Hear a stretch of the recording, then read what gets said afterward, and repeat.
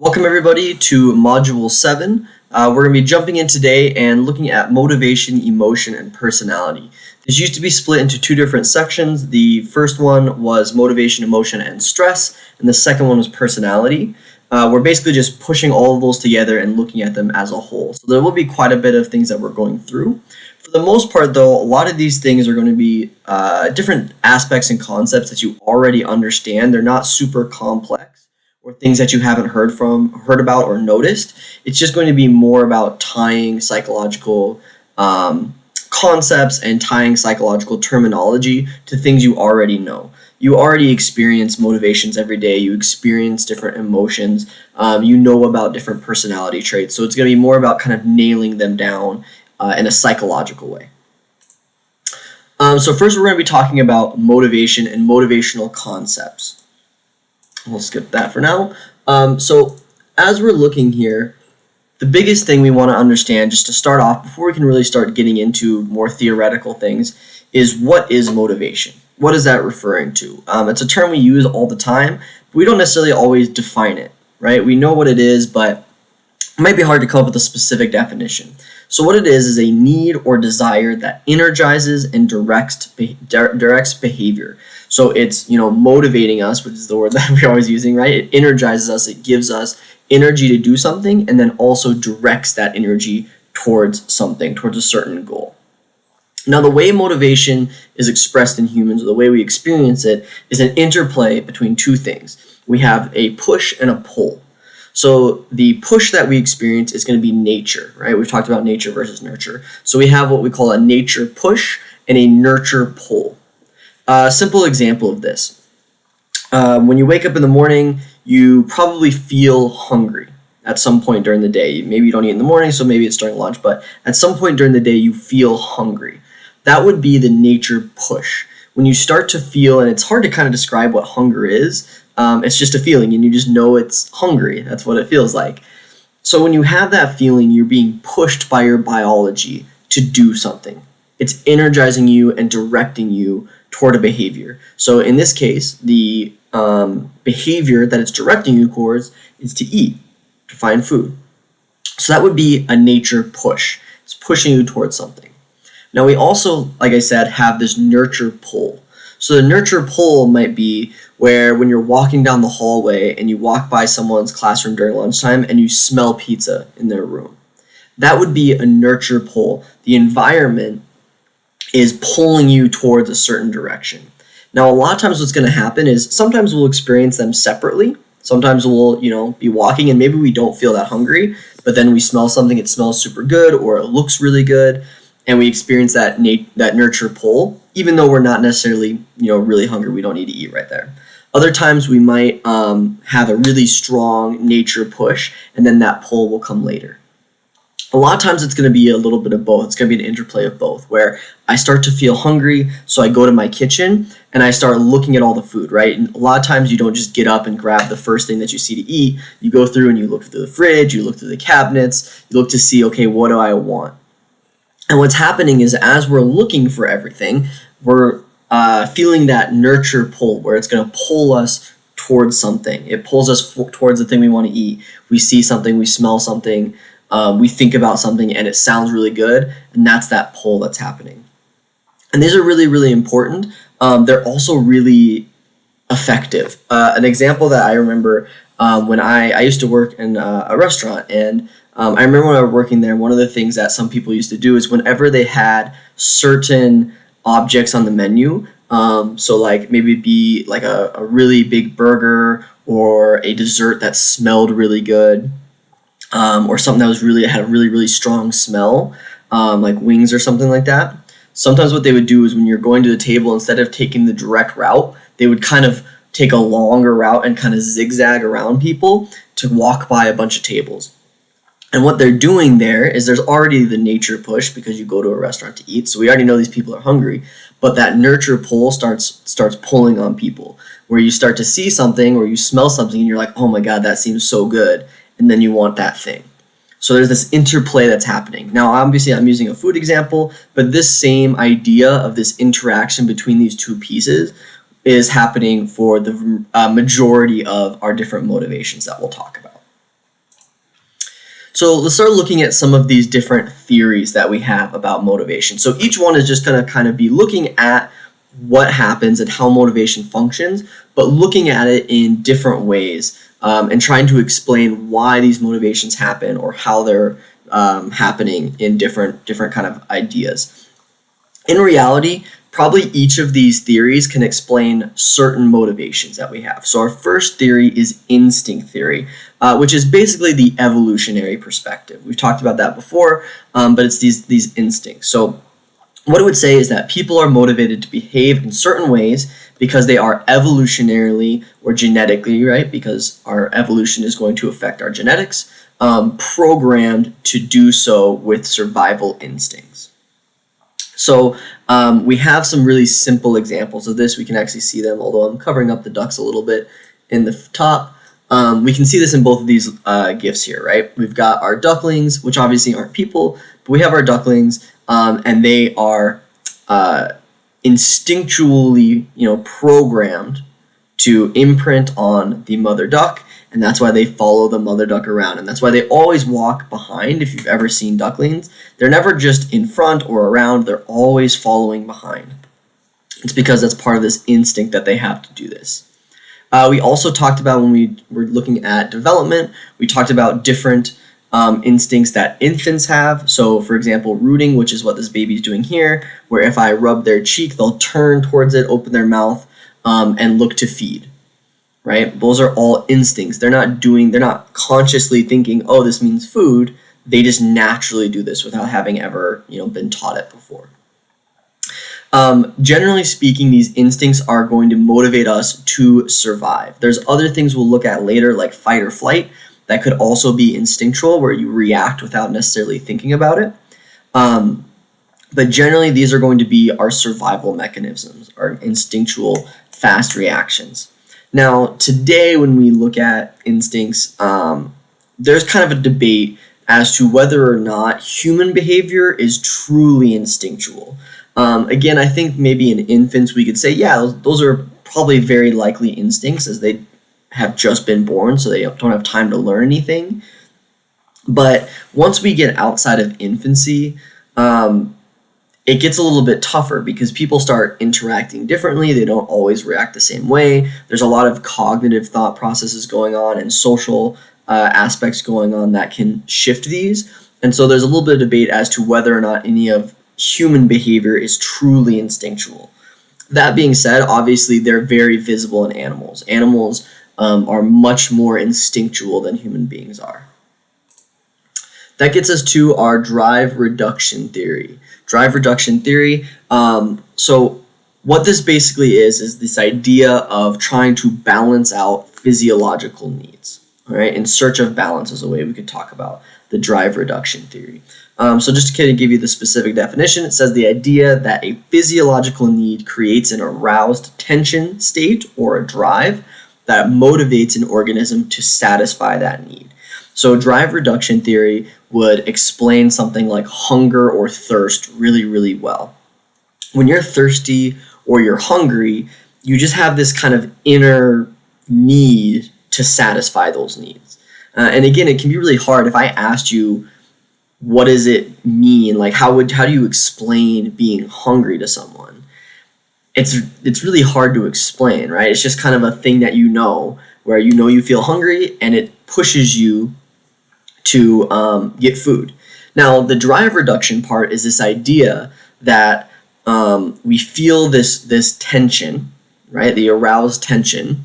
And what we want is we want to get rid of that tension. So hunger, that feeling of hunger, is the tension, for example. So you feel that tension of being hungry, and what you're looking to do is get rid of that tension to satisfy it. This is maybe a good example of why when we eat, so we feel hungry, and when we eat, you feel like calm, right? It kind of like relaxes you. All of a sudden you feel better because this aroused state, this drive, has gone away. Same thing with thirst, same thing with other behaviors that we could fit in here. Generally speaking, when we look at drive reduction, it would say that the greater the need, the stronger the drive. So this is why hunger and thirst are really big ones, because we obviously need to eat and to drink water or drink liquids to survive. So when we're hungry, it can be really overwhelming, right? And if we don't fulfill that need, if you've ever, not been able to eat something or whatever, and you don't eat for a really long time, that need, that aroused tension gets stronger and stronger and stronger, right? And the longer you wait, the hungrier you get, and the more consuming it kind of is of what you're thinking and what you're doing. And then you satisfy it and it kind of goes back down. So that would be drive reduction theory. Now, we can also look at two other pieces that are a part of drive reduction theory. So these aren't separate, but these are terminology within them. So the first one is, what is a physiological need? We didn't really define this. What a physiological need is a basic bodily requirement. So food, water, sleep, sunlight is one actually. There's a lot of other things that are going on, but they're basic things, oxygen, basic things that our body needs to live. Without them, our bodies don't survive. So those would be physiological needs. Another piece is homeostasis. So normally what we would say is that during drive reduction, when we feel that drive, what we're trying to do is get back to homeostasis. Now, homeostasis does refer to other things that maybe wouldn't technically be part of the drive reduction theory. But generally, we're trying to bring ourselves back to that level of homeostasis. So homeostasis is the body's tendency to maintain an internal state of metabolism or to stay in balance. So homeostasis refers to the temperature of your body. Homeostasis refers to the heartbeat, to your oxygen in your body, to your sleep schedule, to your hunger, to your thirst. All those things would be considered homeostasis. So drive reduction, again, is basically where our homeostasis is off. We are not in balance. And so our body drives us then to bring ourselves back down, to bring ourselves to that balanced state. Our next theory is looking at incentives. Now, incentives we can technically connect to our other theories, so we could connect this to drive reduction. It's not necessarily a theory in itself. It's more of just a general effect. So incentives are positive or negative environmental stimuli that motivate behavior. So like we looked at before, if I was looking at drive reduction theory, this is obviously very physiological. It's very much the nature push. Same thing with instinct theory, right? Obviously, if we're talking about genetically programmed behaviors, these things would be that nature push. So incentives are the opposite side. This is our nurture pull aspect. So this is where our actions are being directed towards gaining certain rewards. So for example, this might be when you're hungry, you're not necessarily willing to eat anything, right? When you're really hungry, you're more, you might be more open to eating whatever. But when you start to get hungry, you don't just eat the first thing you see, even if you don't like it. You're still incentivized to go towards certain things. So when you go, look in the fridge, you're going to look through and you're going to try and find something that sounds good. You're going to find something that is an incentive, that good taste, that fulfilling kind of feeling you get when you eat would be the incentive that you're looking for. Now, again, normally what's happening is we're experiencing both of these at once. So we feel maybe drive reduction because we are feeling that internal push of that hunger. And then as we go to a restaurant or we go to the fridge or the cabinet or wherever we have food, we start looking through it and then we feel a nurture pull. Something looks really good, something smells really good, somebody says something and it sounds good in your mind. Those would be that pull. We get a kind of reward for it. So let's look at our next theory here. Our next theory is the optimum arousal theory. So optimum arousal theory looks at stuff a little bit differently. Now, like I said, each of these kind of explains certain types of motivations. I don't know if I would say all of them explain all motivations really well, but they all kind of explain certain types. So optimum arousal theory is basically there to try and explain things that don't really make sense when you think of like a biological or genetic setup for it. It doesn't really make sense when you think about the nature push. So what it basically says is that human motivation aims to increase arousal above boredom, but keep it below anxiety. So we don't want to be bored, but we also don't want to be anxious. We want to be in this kind of middle ground where that's the idea of optimum arousal, right? Where you're optimally aroused. So arousal level is the level of alertness, wakefulness, and activation caused by activity in the central nervous system. So a good example of this might be if you like to, let's say you like to play video games. Not every single game you're going to like. If it's slower paced, right, maybe you feel it's kind of boring. Or if it's really easy, maybe it feels kind of boring. If it's too challenging, right, it might also not be fun because then you just feel anxious or you don't feel like you can get anywhere or do anything.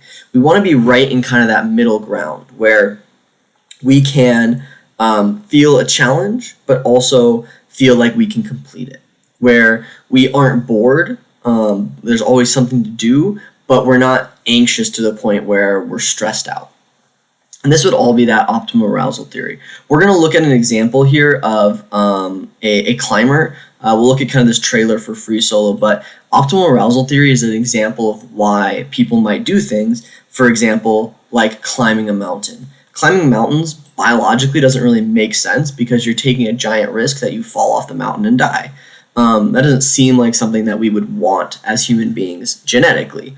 But because we have this need to do something that arouses us, right, that is interesting to us, we might search those pieces out. And obviously for some people, that arousal level is going to be higher or lower. Everyone's going to be a little bit different there.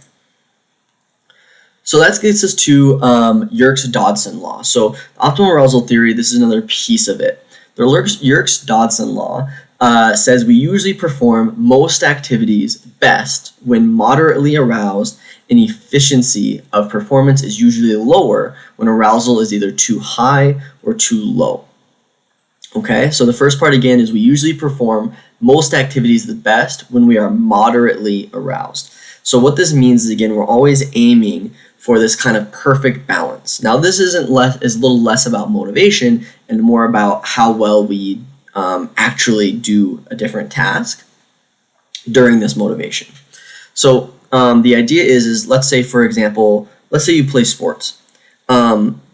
If you are super anxious during a game or during a competition, that's probably not going to be very good, right? You're not going to perform very well because you're overly anxious. You're too aroused. If you're bored or you're not really focused or you're doing something else, that's also not going to be good. You're also not going to perform as well because you're under aroused. So what you want to be is right in the middle. And this goes for everything. It goes for doing school assignments, reading, talking to people, music, sports, art, pretty much everything. And you want to be in this kind of central lane where you are focused, you are aroused, you're active, but you're not overly or under. Now there is kind of another piece to this. So we also see that what kind of task you're doing also affects how much arousal you want to have. So for example, if a task is more challenging, you actually will perform better at a lower level of arousal. If a task is easy or it's something that you are very good at, you've done it a million times, you'll perform that task better at a higher level of arousal. This is actually something that explains what we might call like being clutch. A lot of times they talk about that in athletes, right? They'll talk about basketball players or football players who, in that moment, that one moment where you don't think you can get something done, they seem to just be able to make something happen, right? They're really clutch. They'll just make a huge play. That's what they're actually looking at is, generally speaking, about I'm a professional athlete. I do whatever I do in sports, right? Whether it's shooting baskets or throwing the football, I've done that a million times. So it's a really well-learned task. It's an easy task for them.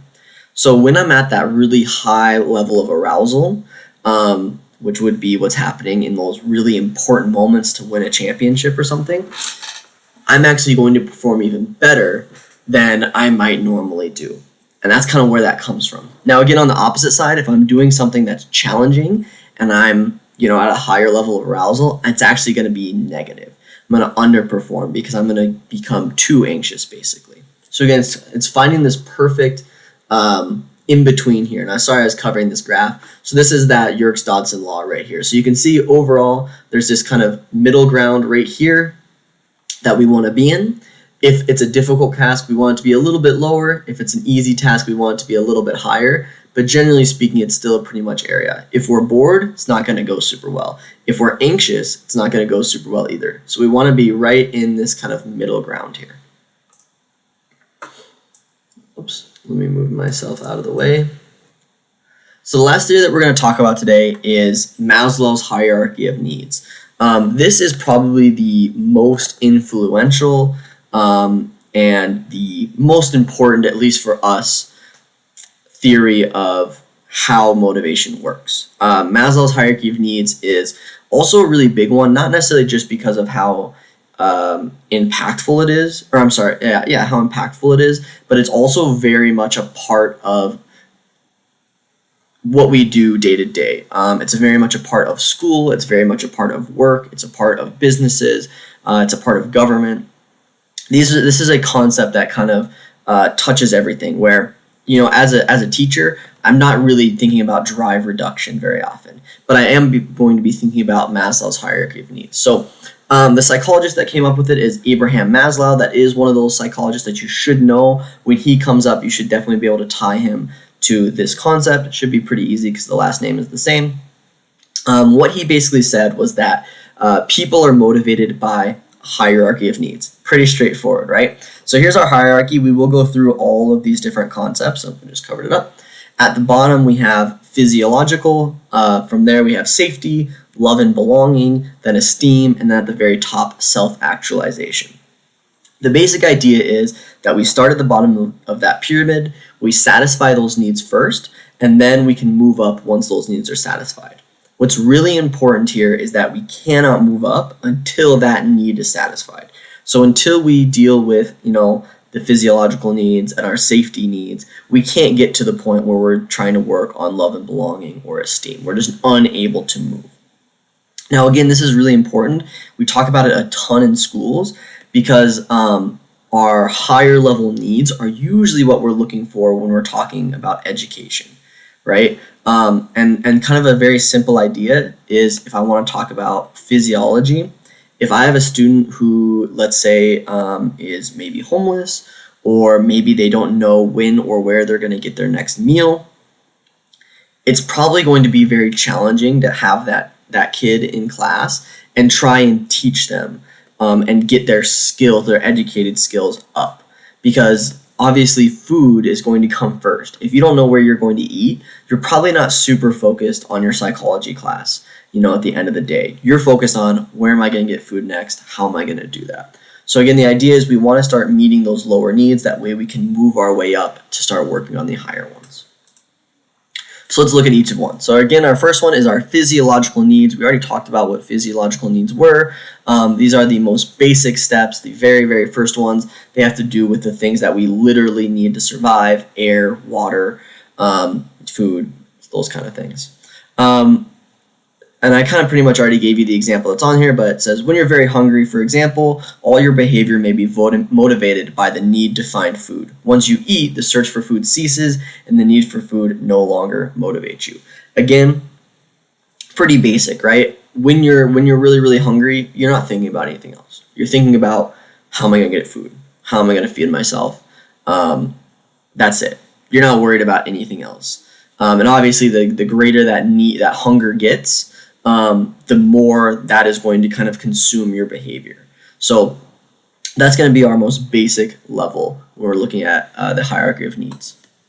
From there, we have safety needs. So from here, once we've reached our physiological needs, now we're going to start looking at safety. So we become concerned about things like danger, pain, or also an uncertain future. So one thing that's really important or interesting actually as well is that when we talk about safety, we don't always mean necessarily like literal safety of like, I'm not going to get stabbed.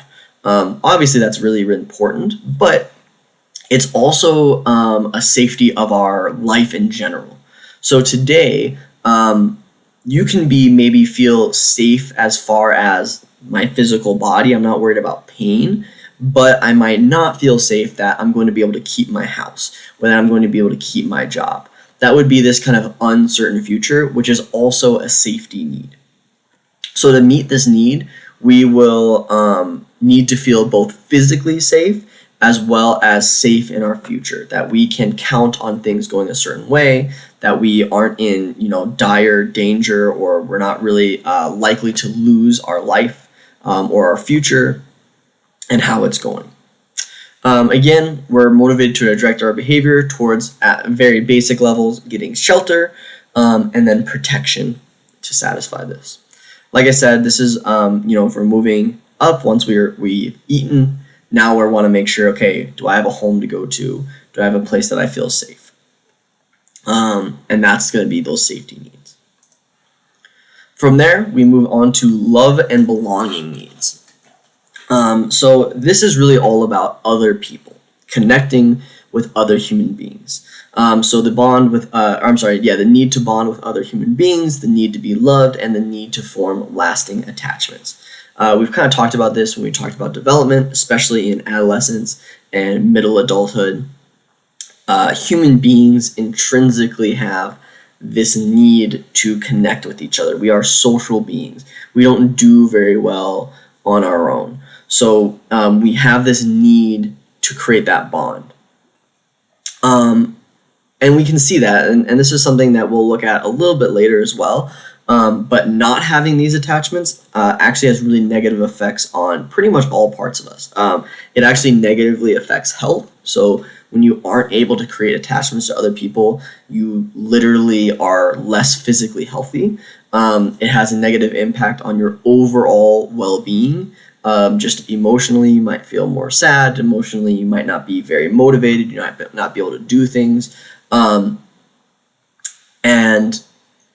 because of those things, right, we're going to see obviously very big impacts on your life. So we have this drive to find friends, to create relationships, to have romantic relationships. All those things become really important.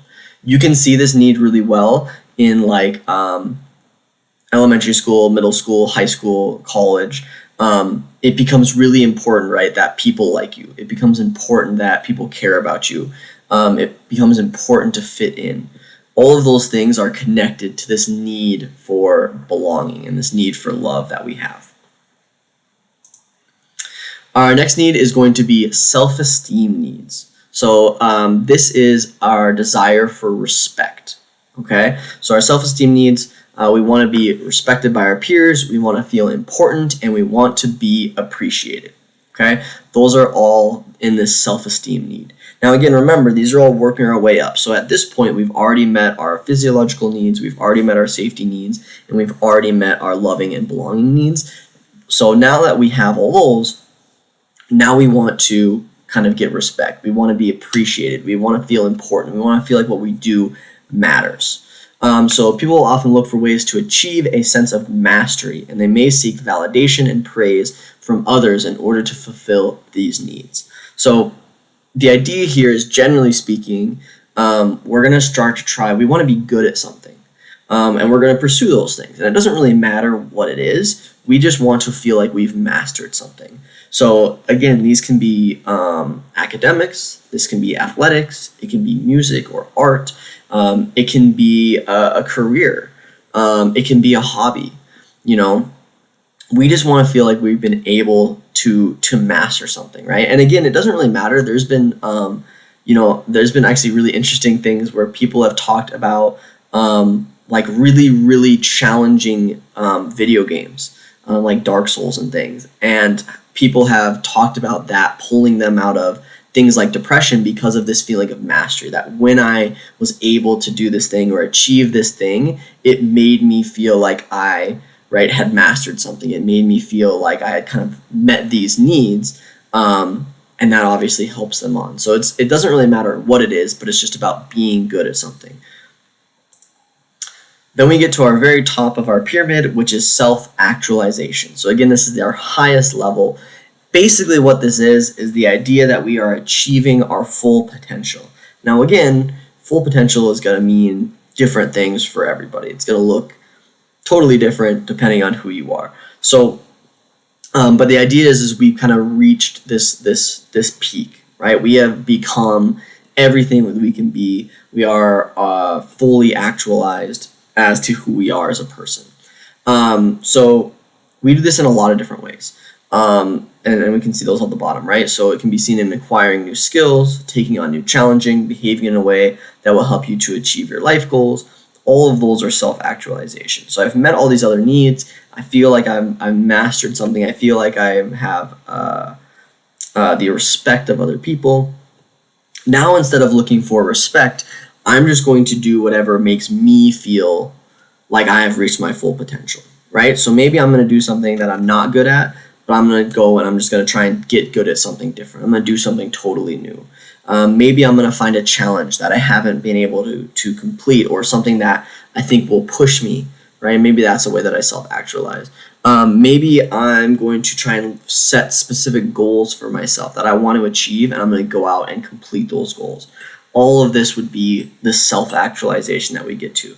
And again, ideally, we're working our way to this. This is what everyone is trying to do. We're trying to make our way up this pyramid and get to this very top. I should mention as well that obviously where we are in this pyramid is going to be changing. So it's possible to be all the way up at the top and something happens and you drop all the way down to the bottom where now you're worried about getting food. So you'll be moving and shifting depending on your life. Ideally, we will constantly, be working up. Ideally, we're at the upper levels for the majority of our lives, but we will be moving around, obviously, depending on what's going on. Now, this is going to get to our next piece. So sometimes, and this is kind of an additional piece that's been added a little bit. It wasn't originally in Maslow's hierarchy, and some people add it, some people don't. But we can talk about what is called self-transcendence. So some people have argued or theorized that we could actually add an additional piece onto Maslow's hierarchy, which would be this self-transcendence piece. And this would go one step above self-actualization. And the idea is that at some point, we get to this kind of point where we are no longer worried about ourselves at all, but we actually look kind of beyond that. We're starting to look beyond ourselves. So we strive for meaning, purpose, and communion that is beyond the self. So we basically start to look for things that are going to do something more than just for me. We can see this in causes. We can see this in people doing selfless acts to help other people. It's fighting for something bigger than who I am. Okay? Now, again, it's kind of that purpose, right, that I've kind of stepped beyond. One thing that's interesting about this is that this is the only one where we actually can see people placing a lower need on, or I'm sorry, less need on some of the lower levels. An example of this that we could talk about is something like a hunger strike, right? Obviously, physiological needs are the very bottom. So if people are going on a hunger strike, what that means is that they aren't taking care of that bottom need, but they're doing it because of this top need, this self-transcendence. There's kind of arguments as to whether or not that counts. So for example, one thing you could say, or one thing that's pretty common, is the reality is people that are going on hunger strikes are not people who cannot actually get food if they need it. So it could be kind of an argument that even though they're not taking part in eating, they know food is there, right? They know that it's acquirable if they want it. But we could argue that these can fit in. There's also examples of like self-immolation, which is where people set themselves on fire. Obviously, that is, that safety need is the second one up. And this would be going, overruling kind of that bottom need for this larger purpose. So again, this one's a little kind of iffy whether or not it should be there, whether or not it truly fits, but we do see it sometimes. So that'll wrap up our first section here today, looking at all on motivation. Next time I see you guys, we'll start focusing on specific types of drives. Have a good one.